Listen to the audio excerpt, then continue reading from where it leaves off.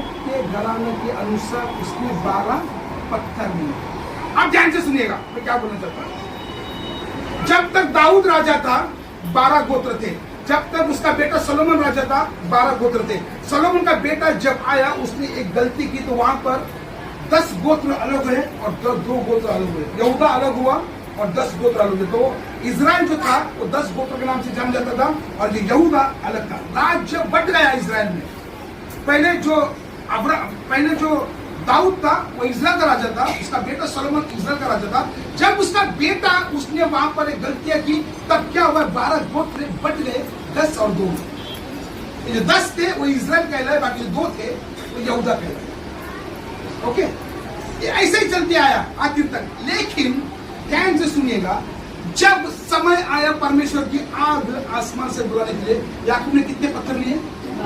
12। उसने क्या बोला? याकूब के घराने कितना लेना चाहिए था वो इजराइल का परमेश्वर तुम्हें 10 गोत्र की था, कितना लेना चाहिए? 10 लेना चाहिए ना। उसने कितना लिया? उसने मेल मिलाप करा, उसने गोत्रों का मेल मिलाप करा। जब वहां पे मेल मिलाप हुआ तब आसमान से आग।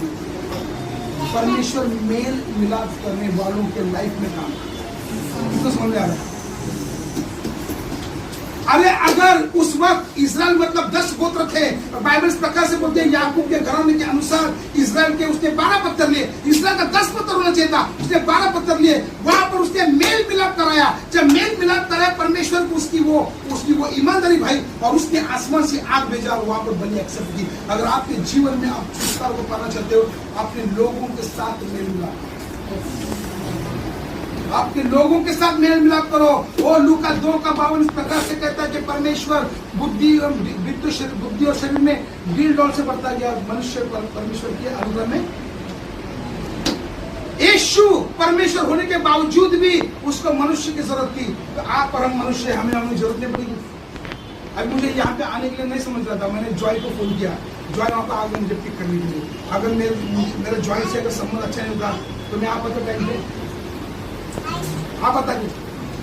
इसलिए आप अपने लोगों के साथ मेल मिलाप करें, पति पत्नी मेल मिलाप से रहे, बच्चे माँ बाप के साथ मेल मिलाप से रहे, अपने सगे संबंध से मेल मिलाप रहे। आपको इसकी वजह से आपको अनुग्रह, जब ये अनुग्रह आएगा परमेश्वर की जो वचन का जो हमने सिखाया है वो पूरा होगा। कितना समझ में आ रहा है?